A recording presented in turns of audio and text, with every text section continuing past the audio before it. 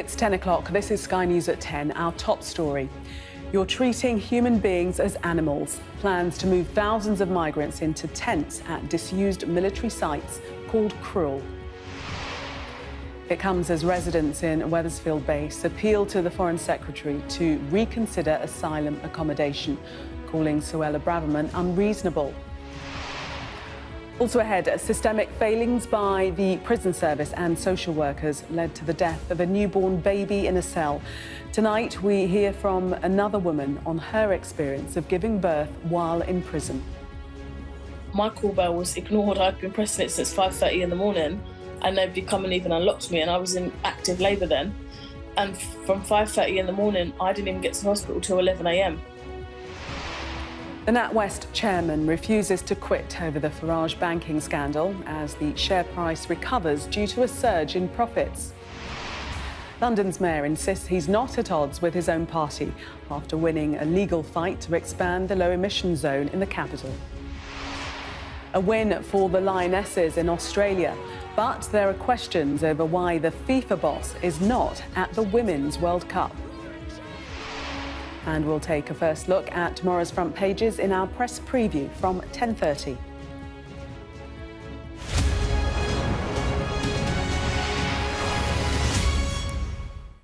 Good evening. The Home Office has defended a decision to use marquees to accommodate asylum seekers, saying the use of hotels is unacceptable. Charity workers have called the plans to use disused military sites to erect tents as cruel. Well, there were more than 75,400 asylum applications in the United Kingdom in the year up to March this year. Well, that was a third more than the number of applications in the previous year.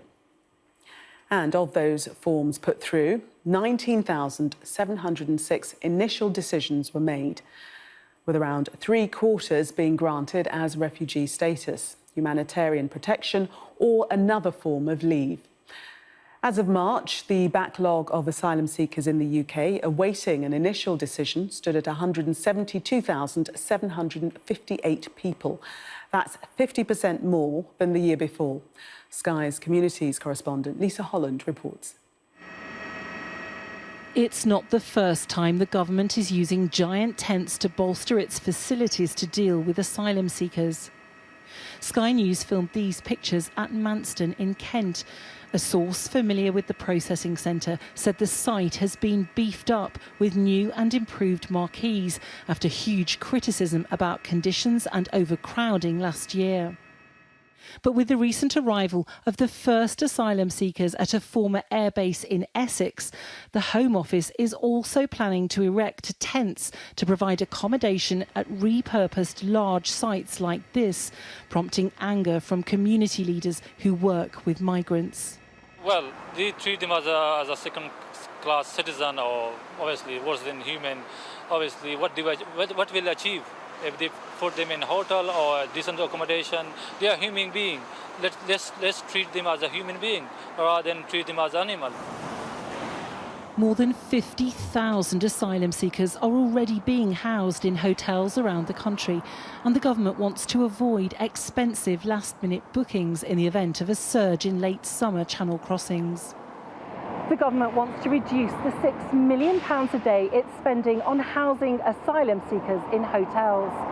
A Home Office source confirmed to me that the tents could be up and running to house some migrants within weeks. But if the government thought the prospect of staying in a tent might be a deterrent, we found no evidence of that. We spoke to asylum seekers on their way back to hotel accommodation in the Midlands. This accommodation is very nice for us. It's better than we compare things from here and our country. That's why it's better than in our country. If you thought you were going to be accommodated in a tent, would it have changed your mind about coming to the UK? I don't think so. You'd still have come? Yeah, still have come, yeah. The government's strategy to reduce hotel accommodation also includes using a barge in Dorset. Labour says the accommodation crisis must be resolved by dealing with people's claims. There is long-standing asylum accommodation in this country, which should be completely sufficient for everything that we need, that has been in place for very, very many years. If they properly cleared the backlog, they wouldn't need to use any of these things. The Home Office says all accommodation offered to asylum seekers meets its legal requirements, and migrants will have no choice where they're sent. Lisa Holland, Sky News.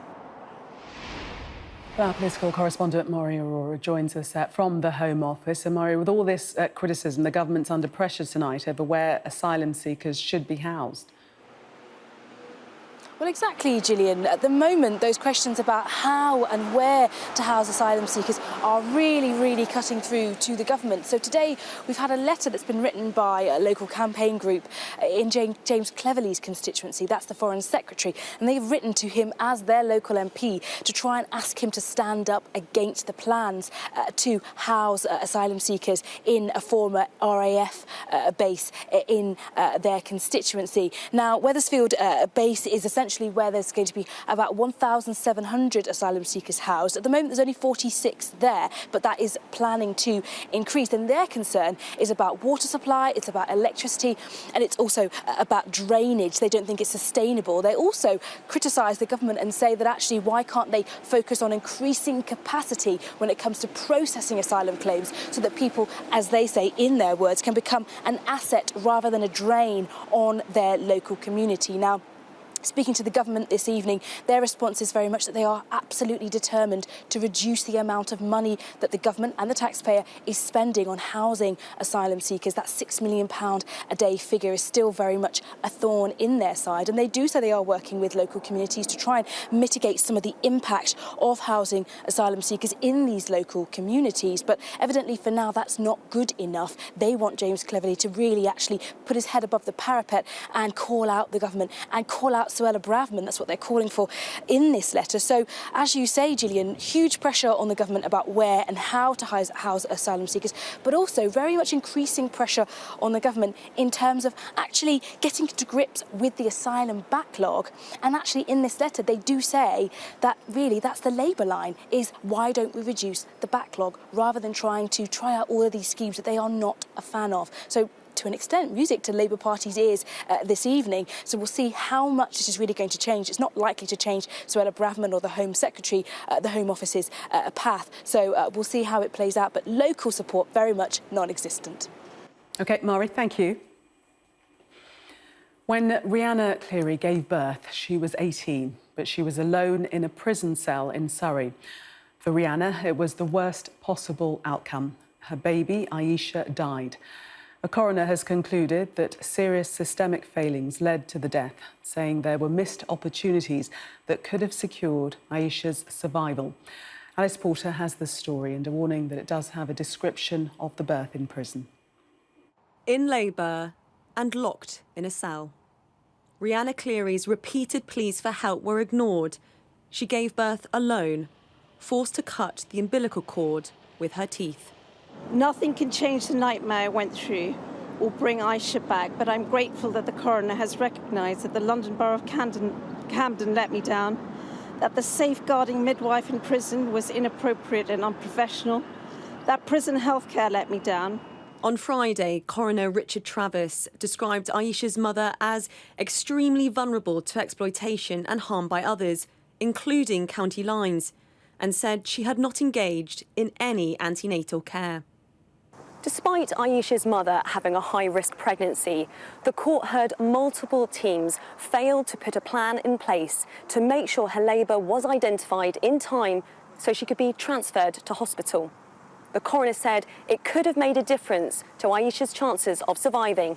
Instead, she was discovered dead in prison.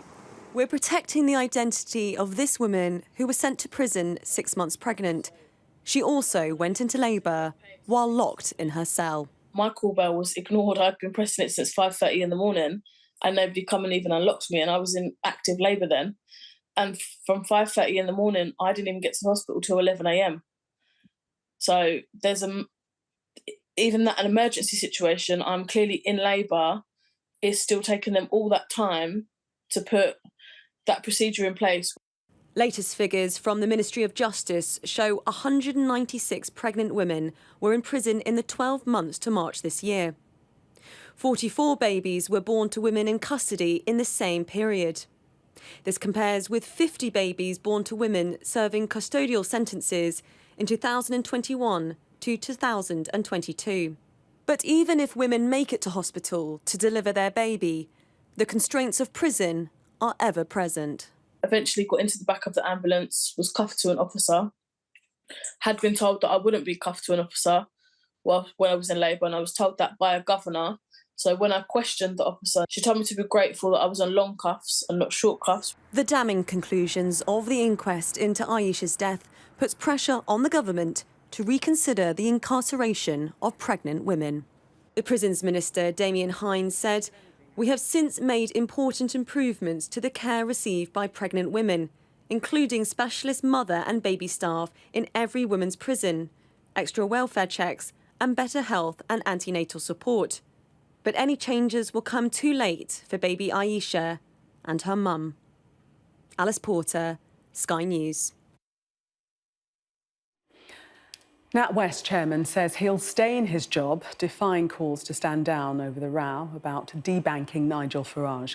Sir Howard Davies conceded that the last few weeks had been painful and that political pressure forced the resignation of Chief Executive Alison Rose. He was speaking after NatWest posted a surge in profits. Sky's business correspondent Gurpreet Narwan reports. A strong financial performance, but there was very little jubilation in the NatWest boardroom this morning. A debanking scandal involving its subsidiary Coutts and Nigel Farage has already felled 2 senior figures. Could the chairman, Howard Davies, be next? My intention is to continue to lead the board and ensure that the bank remains sound, stable and able to support our 19 million customers. The last few weeks have been a painful period for the bank, and we apologise for the uncertainty created for customers and shareholders. Davies was compromised by his early decision to stand by Dame Alison Rose, the former chief executive of NatWest. She breached client confidentiality by discussing Nigel Farage's account details with the BBC. It took away from what should have been a good day for the bank. NatWest posted profits of $3.6 billion in the first 6 months of the year. That was up 37% from $2.6 billion during the same period last year. The share price plummeted in the aftermath of Dame Alison Rose's resignation. It partially recovered on the back of the latest results. Howard Davies is due to retire next summer anyway, which should take some of the pressure off him. But there are still questions over whether he can provide the stability and order the bank needs to get through this. Then again, the leadership turmoil has already had a material impact on the company's share price. Do shareholders really have the appetite for more resignations? Conservative MPs seem to think that it may not be necessary. Sir Howard Davies is coming to the end of his tenure. Clearly, a succession process is underway, and in due course, there will be a new chair at NatWest in terms of the board. And there's an independent investigation that they've commissioned to find out exactly what went wrong here. Farage says the problem goes beyond a single bank. And, in an unlikely turn, he's now supporting the campaigner Gina Miller, who says she had her account with the bank Monzo dropped without explanation. They've said it's because we're a political party, which highlights a much bigger problem. This is not just about Monzo. This is about the entire banking sector deciding that new political voices and new political parties cannot access banking facilities or wider financial services products, which to me says that we have a dysfunctional democracy. Despite Ms Miller's protestations, Monzo maintains that it does not offer services to any political parties. But a root and branch review of the entire sector may force banks to loosen their stance. Gurpreet Narwan, Sky News. The London Mayor has won a legal bid to expand the capital's ultra-low emission zone. 5 Conservative-led councils had challenged the expansion of the scheme. Sadiq Khan hailed the court ruling as a landmark decision and insisted it hasn't put him at odds with the Labour leader after it was blamed for Labour's narrow loss in the Uxbridge by-election. Our political correspondent Ali Fortescue reports. It's a contentious subject. 965. A policy many think handed the Tories victory in Uxbridge. A policy back today in court, and a boost for a mayor under fire. From the end of August, we can make greater progress in cleaning up the area in outer London. The decision to expand ULEZ was a difficult one for me to take. It wasn't taken lightly. OK, but you're at odds with the Labour leadership on this. Keir Starmer, immediately after what happened in Uxbridge, said that there needs to be a rethink there. Well, it was a hard decision for me to make. And hard to go against Keir Starmer on this. Well, it was a hard decision for me to make. Get Carnell! Get Carnell! The High Court today backed the expansion of the ultra-low emission zone, costing people in outer London £12.50 a day to drive certain vehicles, throwing out the cases of 5 Conservative councils. Do you not accept that difficult decisions need to be made? This is short-term pain for the long-term bigger mission of cleaning up London's air. But it's short-term pain for the poorest motorists. First of all, it's the wrong time to do it. When everyone is going through one of the biggest cost of living crises in our lifetime, to introduce an extra charge onto people at this moment is wrong. I also think you can give people more notice. Both the introduction of ULEZ and the expansion had much more notice, so people were able to plan properly. And similar views aren't hard to find in Uxbridge, where ULEZ was weaponised at the ballot box by the government. There's enough going on at the moment with the cost of living and prices, and it's just not fair. I don't think that's the way to do it. I don't think it will make any difference because people have to go about their business. Or in Barnet, a borough with one of the highest numbers of pollution-related deaths. It's always hitting the man in the street, isn't it? And we've all got enough to pay out at the moment. £12.50, you said? That's a lot of money. ULEZ and its impact on the by-election in Uxbridge have turned into something much bigger. The government this week have hinted at watering down environmental policies. That tension between the green agenda and the cost of living has already turned into an election battleground. In an open letter to Rishi Sunak, the Green Alliance said politicians shouldn't use the environment as a political football. That may have already happened. Today, a legal hurdle was cleared for ULEZ. Political ones remain. Ali Fortescue, Sky News. A friend of a man who was killed and buried in the Scottish Highlands has told Sky News his killers could have saved him. Alexander McKellar hit Tony Parsons with a car and then buried the body with the help of his twin brother. He later confessed the crime to his girlfriend. Our Scotland correspondent Conor Gillies has more. It is the remote, rugged edge of the Highlands that held the darkest, sinister secret for years.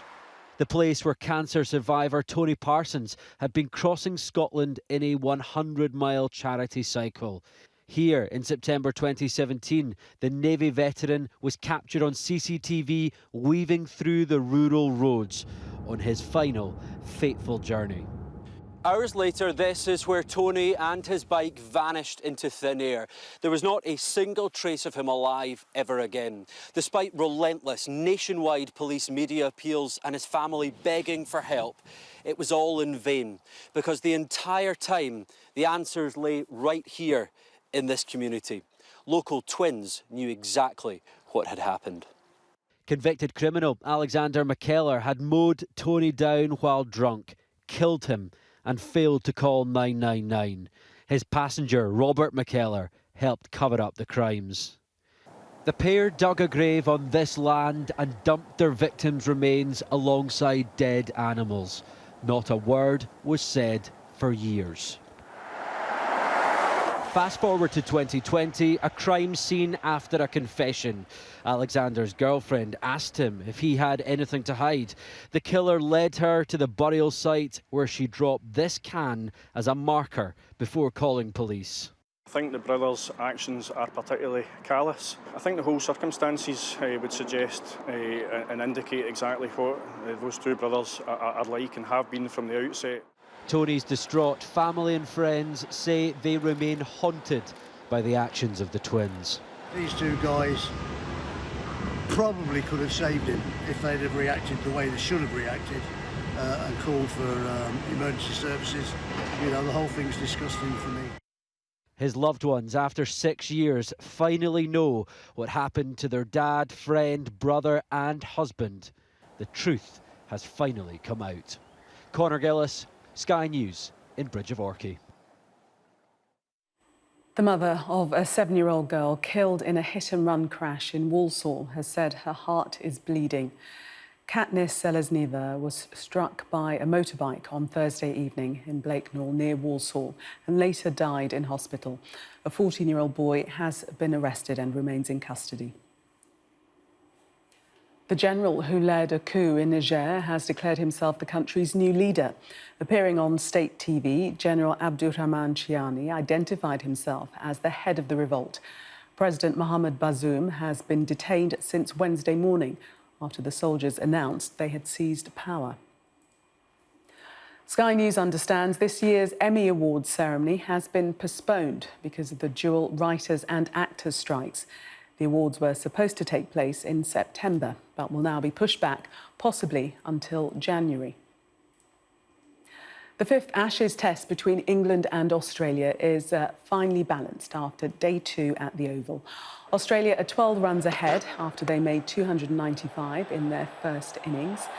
Captain Pat Cummins and Todd Murphy shared a stand of 49 to take them past England's day 1 total. Ben Stokes' side have to win the match to draw the series. Thank you.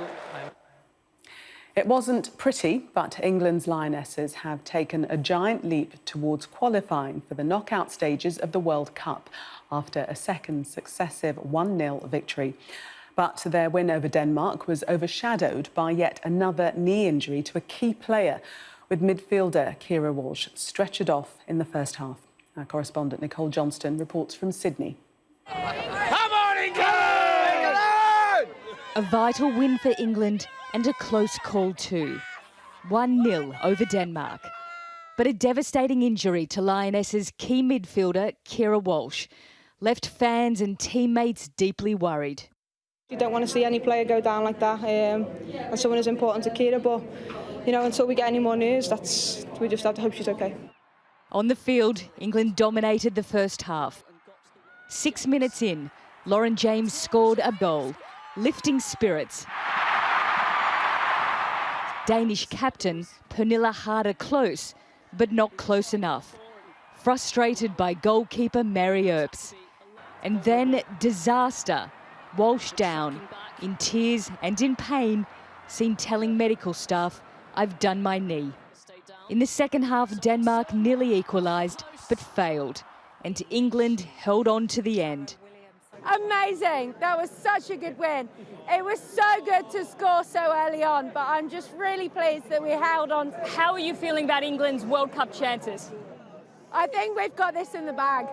I'm all for the game. I'm ready. This is it. We've got this. The Lionesses now need to beat or draw against China next week to reach the last 16. Destiny now in England's hands, on track for the next round, and a big step forward for their World Cup dreams. But FIFA's president under fire. So the FIFA Women's World Cup is ongoing full speed. For his second trip to Tahiti in a fortnight. He's missing out on some of the Women's World Cup games, despite attending part of every match in the Men's World Cup in Qatar last year. It's really disappointing. I think if you're going to stand in a position of power and say that you want equality for the Women and Men's World Cup, then you need to show that same level of commitment yourself. An important win for England, but a nervous wait now to hear about the injury to Keira Walsh. England! Nicole Johnston, Sky News, Sydney. Well, from the World Cup to the Euros, and the UK and Ireland's hopes of hosting Euro 2028 seem to have significantly improved. The bid is thought to be unopposed, but as Ashna Haranag reports, there are some big hurdles still to overcome. Who can forget the unbridled joy and excitement of the post-pandemic men's Euros? British and Irish football fans may not need to wait too long for it to return. A joint bid for the UK and Ireland to host in 2028 is in and is likely to be unopposed. We got close to the top final when it was at Euros, so maybe we can go one step further. I think it will be great again for the local area. However, there's always a risk of the hooliganism coming back. Memories of this chaos are still raw.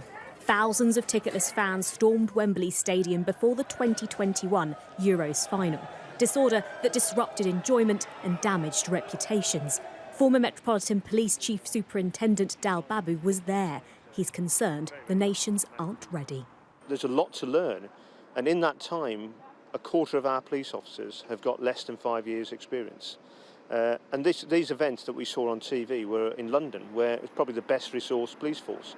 If you look at the regional areas of the proposed plan, they won't have as many police officers. There are infrastructure worries too. £3 million has been spent in the hope that history doesn't repeat itself. New cameras, new boundary fencing and reinforced turnstiles. But that's just for one stadium. It begs the question, what about elsewhere? Like in West Belfast, this is Casement Park. Its grounds and pitch are overgrown and desolate. There are plans to renovate it over the next 2 years. Hampden Park in Glasgow is also getting a makeover as one of the 10 stadiums across the nations to host.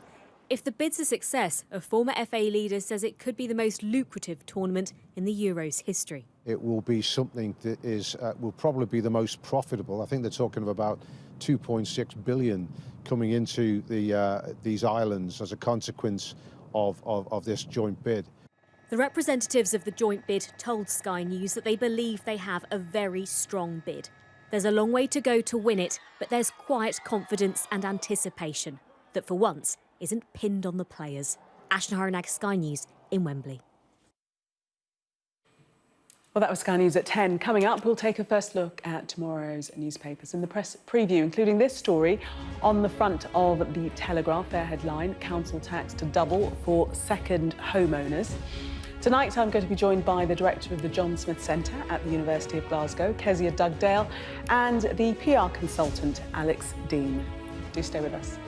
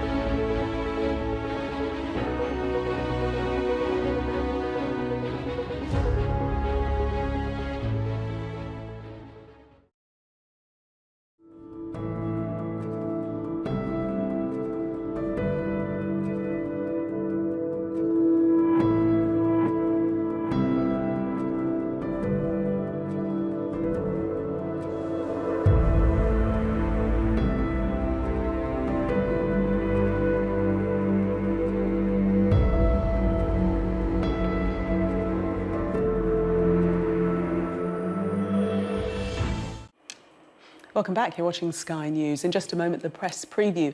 A first look at what's on the front pages as they arrive. But first, our top stories. Emergency plans to house up to 2,000 migrants in tents on disused military sites. But charities say the policy is inhumane. The chairman of NatWest has refused to resign following the banking row with former Brexit Party leader Nigel Farage. And Donald Trump has been accused of trying to obstruct a federal investigation by asking an employee to delete security camera footage at his Florida estate.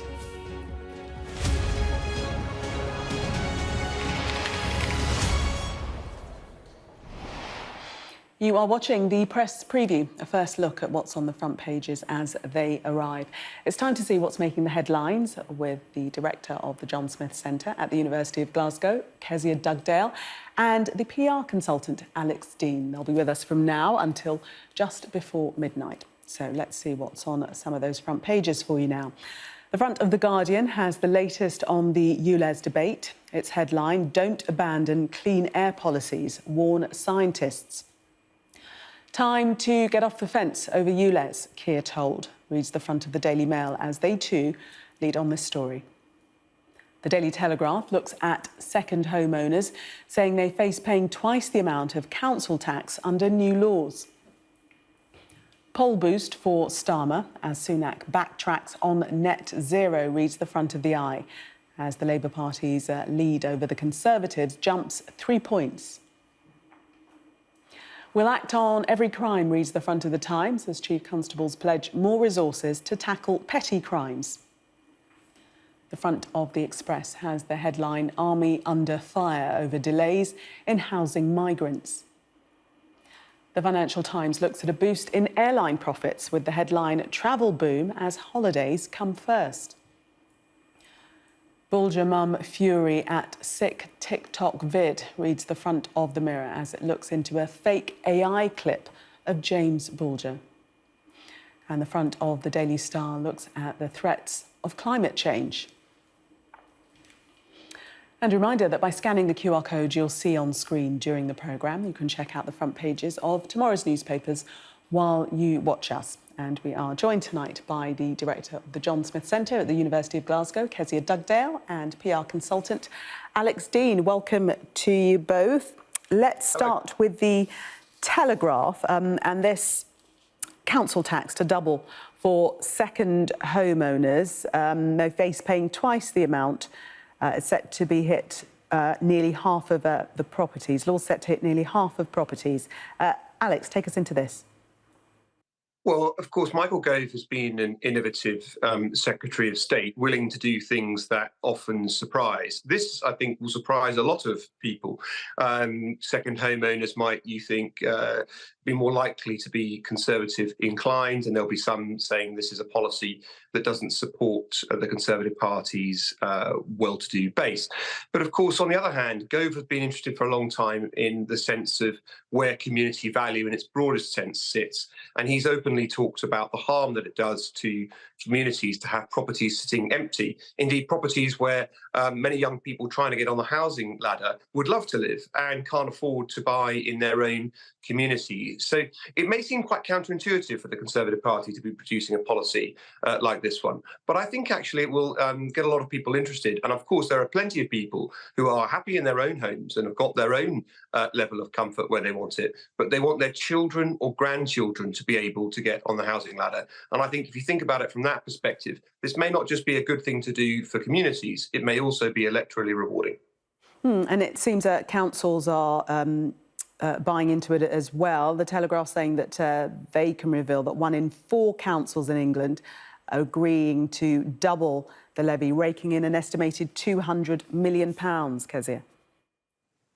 Yes, potentially really significant additional funds for local authorities across England where this policy could apply in the future. Of course, local government is devolved in different parts of the United Kingdom, and in Scotland there's been a similar policy like this for some time now. Previously, second homes only ever had to pay 50% of their council tax in recognition of the fact that they might not have been there all of the time, therefore not using local services all of the time. This policy recognises that second homes, as Alex has very well described, drive down the ability for people to buy homes in the areas that they want to live. So it could rebalance the property market, and it could also raise additional cash that's much needed in local authority areas. Yes, the Department for Levelling Up Housing and Community spokesman says we want to tackle the adverse impact that second homes can have in holiday hotspots, and this measure will give local leaders who know their community best additional flexibility to be able to fund local services. So certainly an attractive prospect for local councils. Let's move on to the Mail and the ULEZ story. Their headline in bold: time to get off the fence over ULEZ, Keir told. He has been a little backward in coming forward on what he thinks on this, Alex, I think we can say. Well, I don't blame him because, of course, the Labour Party really felt confident about winning Boris Johnson's old seat in Uxbridge and South Ruislip. I was on the ground campaigning there myself. I can tell you, I have never before seen a single local issue so dominant in an election or by-election. And I include in that the Chesham and Amersham by-election, which the Conservative Party lost, where HS2 played a big part. ULEZ was the dominant factor in that by-election. And if you think about the cluster of seats around outer London, no wonder the Labour Party has suddenly put the brakes on their ambitions in this area, notwithstanding the legal judgment today, which went in Sadiq Khan's favour, saying that he can go ahead with it when he was challenged by 5 of the councils concerned who were trying to stop it. I think that Starmer is likely to go slow on this. And if you listen to what Tony Blair has been saying this week, that we mustn't pile the burden of delivering on net zero onto the public at large, and that, of course, Britain's contribution to emissions is dwarfed by anything that China does. Those are things in the past that people on the right used to say.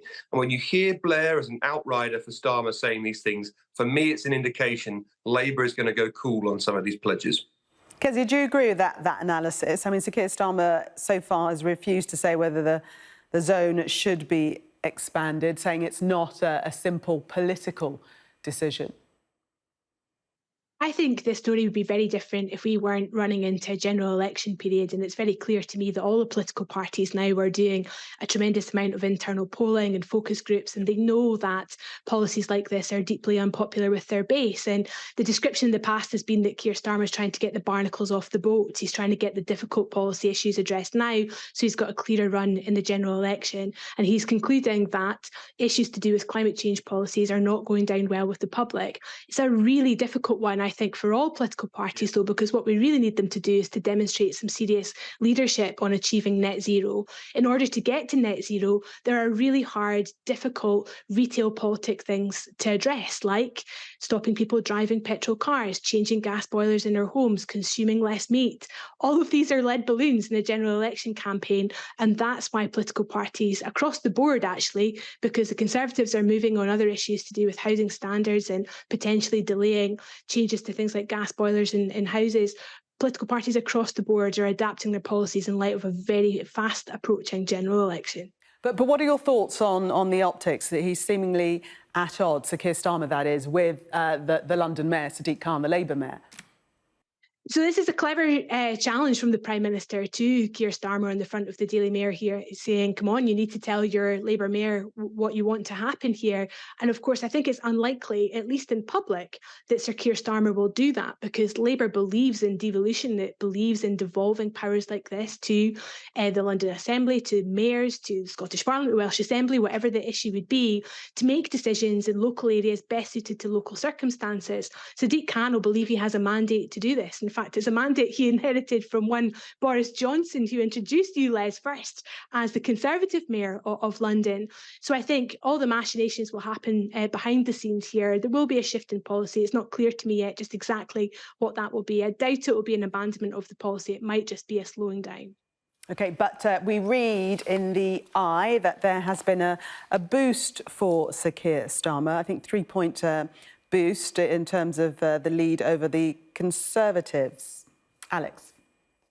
Yeah, it's an interesting bit of phrasing, isn't it? Because, of course, if you want to get the results that you're interested in, you just look at another poll. And this week we saw a poll for Keir Starmer's personal ratings, which has gone down. The poll that the Eye is talking about is about the Labour Party's lead over the Conservative Party, which has been sustained and undeniable in polls for some time. I'm not suggesting otherwise. But Starmer's personal rating has gone down significantly. His net satisfaction level is now, he is at net zero.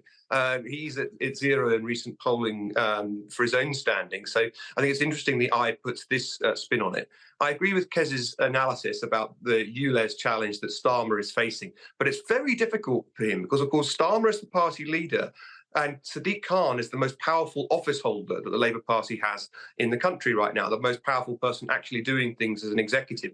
That's very tricky. And I think that she's right. The Prime Minister has done a smart bit of gut politicking in sticking it to him on the division between him and Sadiq Khan. Because, of course, the real fear for Labour will be, what if Keir Starmer tells Sadiq Khan what to do and Khan calls Starmer's bluff and doesn't do it? The actual figures, according to the Eye, Starmer's party on 44% support compared with 27% for the Tories. I mean, despite the personal polling that Alex is referring to, Kezia, that's quite significant, wouldn't you say? Yes, it's really significant. And the other thing that's important to recognise about an issue like ULEZ and what happened in the Uxbridge by-election is, of course, by-elections are terrible examples of what's likely to happen in a general election contest. There's lots of evidence to demonstrate the fact that people feel like they can vote differently in a by-election with very little consequence than they might do in a general election. So there could be a lot of people in Uxbridge really angry about this particular policy that lent their vote to the Conservatives in order to register an objection to this particular policy and an objection to the mayor, who could well fall back in favour of voting Labour in a general election when there's much bigger UK countrywide issues at stake. So I would urge probably political parties not to draw too many conclusions from a by-election, certainly in terms of realigning their general election strategies off the back of one particular result in the west of London. And while the political parties may be cooling on their green credentials, the Guardian has the headline that scientists are warning them not to abandon clean air policies. Alex. Yes, I thoroughly enjoyed Kez's points about how misleading by-elections can be, with which I completely agree, because, of course, normally it's people like me saying that when the governments have lost by-elections, that you shouldn't listen too closely to by-election results. So I completely agree with everything Kez said about how much by-elections can't tell you about the broader national picture. On the point about climate policy more broadly, until recently, one of the things people said about British politics that differentiated us from countries with which we are otherwise close cousins, like the United States or Australia, for example, was that in this country, climate change hasn't been a partisan party political issue in the way that it is in those countries. And I would have hoped, actually, there's an opportunity for the Sadiq Khans of this world to just pragmatically say, let's go on a bit of a go slow. We're not saying ULEZ expansion isn't going to happen, but realistically, in these financial circumstances with the cost of living crisis and so forth, we're not going to impose this policy now. We're going to phase it in a few years later than we intended to. And equally, the government could well say, now that the rest of Europe isn't moving off of combustible engines until 2035, we're going to follow suit. We're not going to kneecap our automotive industry and put ourselves at a competitive disadvantage. We're not abandoning our policies. We just want to go that little bit slower. And I think you would find broad cross-party support for that. And I think this is a time for that kind of moderation and pragmatism, on which all parties can agree. Because otherwise, if we have one party really still going hell for leather for targets we really don't think we're realistically going to meet, and think all the burden's going to fall on working people who are really struggling at the moment, and another party saying we are going to go slower, it's better to abandon some of this stuff for now, the party doing the latter, whatever you think of the policy issues, will benefit. Well, the Conservative Party in London are saying that they would scrap the ULEZ expansion, but this is completely opposite to what the scientists are telling us, and surely that's who we should be listening to, Kezia. Yes, I mean, this is a Guardian front page leading from comments from the Royal College of Paediatricians and Child Health, giving us a timely reminder as to why policies like ULEZ were introduced in the first place, and that is to improve air quality. I think too recently we've got into the habit of just viewing climate change as a sort of puritanical moral crusade, when actually many of the policies that we're talking about are about improving health, particularly the health of people in poorer areas, and also providing long-term economic stability. We know that the cost of fossil fuels is going to rocket until they run out. We need to find alternative forms of energy. And if we make these investments now, we'll save an awful lot of money in the future.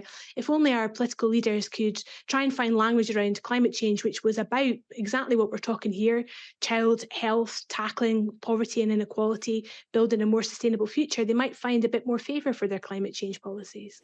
OK, Kezia and Alex for the moment. Thank you. We are going to take a break. Coming up, we're going to take a look at the front of the Times. We'll act on every crime, their headline.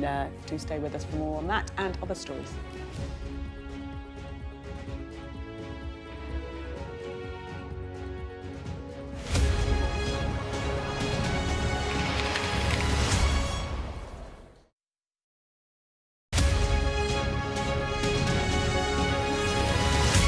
Hello, welcome to the Middle East Business Report. These are the top stories from across the region this week. Saudi Arabian football club Al Hilal's shock offer of £259 million to sign Kylian Mbappe from Paris Saint-Germain would set a new world record transfer fee. The Saudis have already upended the football transfer market this summer, poaching a number of high-profile players in a bid to grow their domestic league. Sky News understands the player has no plans to move to the Saudi club, instead favouring a transfer to Real Madrid. Dubai's biggest bank says its profits have surged to their highest level on record in the second quarter, driven by improved margins, stronger deposit levels and loan recoveries. The lender said its quarterly profit had shot up by nearly 80% to a record £1.3 billion. Dubai has enjoyed a post-pandemic boom, becoming one of the fastest growing cities in the world. Qatar saw its foreign direct investment boom last year, ahead of the FIFA World Cup, recording more than £23 billion spent across 135 new projects. According to recent figures published by Invest Qatar, the country's investment promotion agency, nearly 14,000 jobs were created last year thanks to the influx of cash. Meanwhile, Qatar's National Wealth Fund is engaged in discussions to acquire a £780 million stake in the retail division of Reliance Industries, the Indian conglomerate led by billionaire Mukesh Ambani. Reliance Retail has partnered in recent years with global brands including Burberry, Tiffany and Pret-a-Manger to facilitate their expansion across India. The stake would grant Qatar an approximate 1% ownership in the business, with the proposed investments set to value the retail arm at $100 billion. Had a plan to save a decaying oil tanker from exploding off the coast of Yemen started this week. According to the UN-led team coordinating the mission, the stranded tanker is at imminent risk of collapse in what would be an environmental and humanitarian catastrophe. Workers are racing against time to remove more than 1 million barrels of oil from the FSO Safer tanker and place it on a new vessel in a process expected to take 19 days.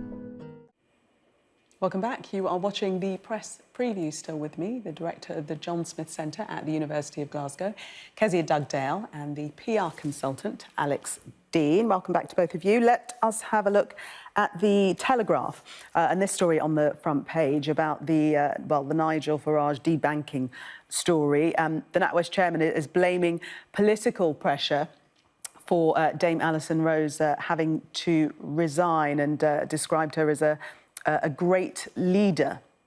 Kezia.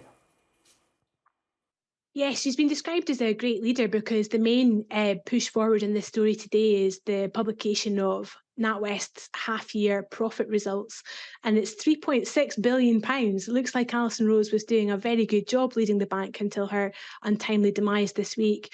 Of course, the main reason she had to resign was not that she lost the faith of her board. The board actually voted to keep her in place. It's because she lost the faith and trust of both Number 10 and the Treasury. That's what led to her resignation, something which NatWest are now describing deeply regrettable. That might have happened to any bank if Number 10 had lost faith or trust in them. But of course, it's particularly significant for NatWest because we, the taxpayer, still have a 40% share in that bank. And Alex, what are your thoughts on the resignation? I think it's extraordinary to go around claiming that this person was a good leader. I mean, in any normal circumstances, if you pointed to somebody who'd broken a fundamental rule in your profession, but the results were good, so it was kind of all worth it, and that person was a really good leader, you'd be laughed out of court. This is a bank leader who, on her own accounts, briefed off information about somebody's banking details to a journalist over dinner. I mean, I suppose her only defence might have been that what she said wasn't actually true. But, you know, she seemed to think that what she was saying was true when she briefed Simon Jack of the BBC, and then he went off and ran the story. If a banking clerk at NatWest, if somebody who was just behind a desk, blameless normally and doing a job for a fraction of Alison Rose's salary, had disclosed private information about a customer at the bank, they'd have been out on their ear immediately. No severance, no settlement, dismissed. They wouldn't have been allowed to go they wouldn't have resigned, they'd have been fired. They wouldn't have been given money on the way out, and they wouldn't have the chairman praising their job generally. So do you think Sir Howard Davies is wrong then to come out now and say that she's a great leader? Completely wrong, and I think it just demonstrates some very poor judgment. Judgment about as poor as saying you have full confidence in somebody the day before they quit. OK, let's move on to the Times and this story about police forces promising to investigate every crime, minor crimes like criminal damage, shoplifting, car and bike theft, things that have gone amiss previously. They're now promising to pay attention to them. Kezia. Yeah, I mean, they're described here as kind of relatively small offences, but I bet if your car was nicked, Gillian, you would expect the police to do something about it. And in so many circumstances, that's simply not been happening.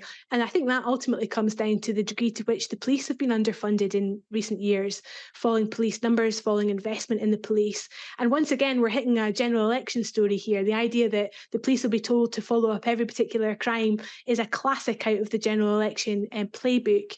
Interesting, though, detail on the front page here saying that actually they'll only really follow up cases of crime where they consider there to be a reasonable lead, and will increasingly rely on things like door camera footage and things like that to investigate, rather than just responding to every single crime when something's been reported as missing, for example.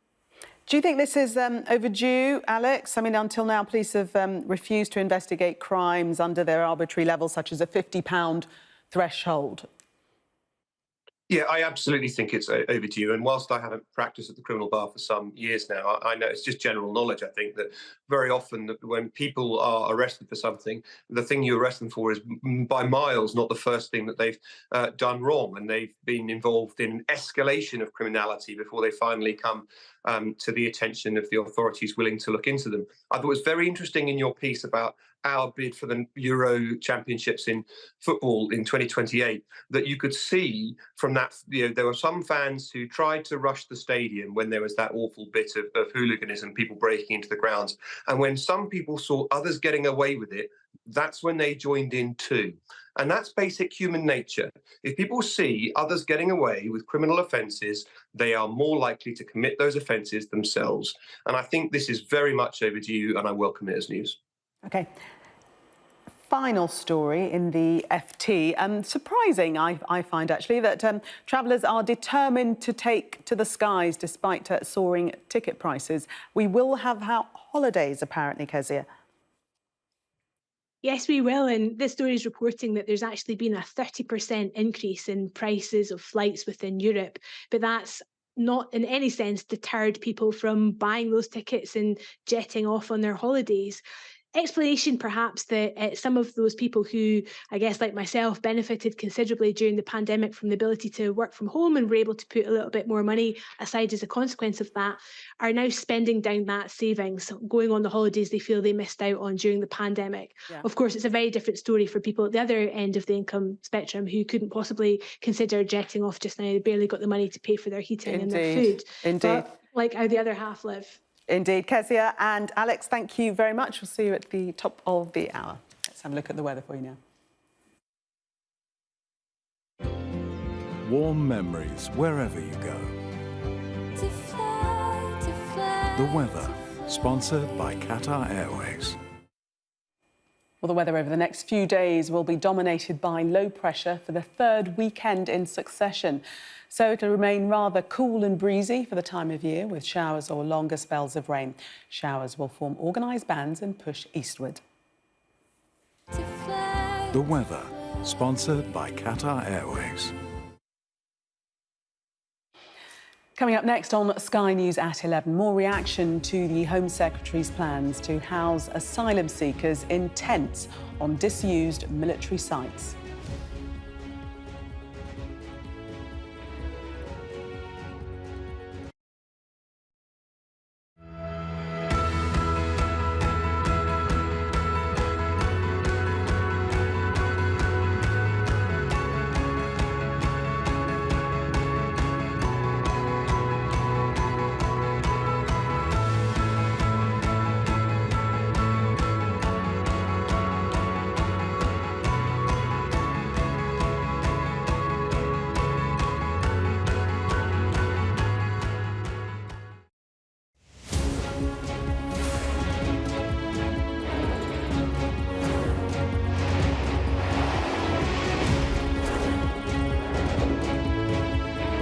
The 5 of us have made it out of the car.